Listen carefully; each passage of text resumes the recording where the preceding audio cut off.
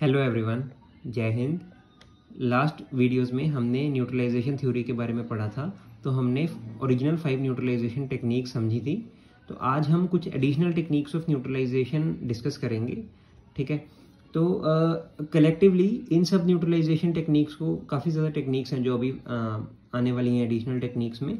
तो इन सबको मिला के जो थ्योरी को एक नया नाम दिया गया है एक्सटेंडेड थ्योरी ऑफ न्यूट्रलाइजेशन, कि उस थ्योरी को एक्सटेंड कर दिया गया with these new neutralisation techniques. ठीक है, तो एक चीज़ मैं आपको बताना चाहूँगा बिफोर गोइंग फॉरवर्ड कि ये जो टेक्निक्स थी एडिशनल, ये specific types of offences, specific types of crimes के लिए बनाई गई थी।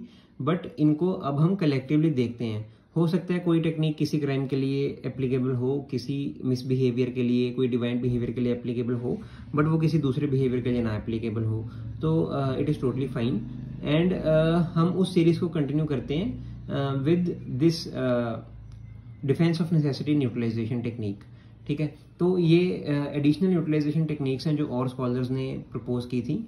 तो फर्स्ट है डिफेंस ऑफ नेसेसिटी। तो इसमें क्या है कि अगर किसी इंडिविजुअल ने कुछ गलत काम किया, ठीक है, और उनको कोई कन्फ्रंट करता है कि आपने ये गलत काम किया, तो वो ये बोल के डिफेंड करते हैं अपने बिहेवियर को कि उनके लिए ज़रूरी था वो ऐसा उस वे में बिहेव करना। ठीक है, कि उनके लिए ज़रूरी था वो उस बिहेवियर को परफॉर्म करना। ठीक है, कुछ एग्जांपल से आपको क्लियर हो जाएगा।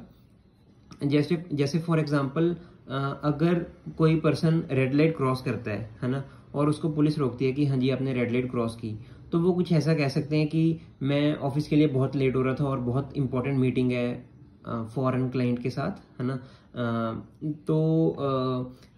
मतलब मुझे पहुंचना ही था टाइम पे, इसलिए मैंने रेड लाइट क्रॉस की। या कोई ऐसे कह सकता है कि मेरे साथ कोई विक्टिम पेशेंट बैठा हुआ है। कोई ऐसे कह सकता है कि मेरे साथ कोई पेशेंट बैठा हुआ है, तो बैठा हुआ था, तो इसलिए मैंने वो रेड लाइट क्रॉस की।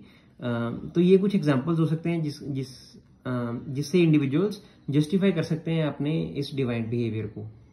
तो I hope you understood. Thank you.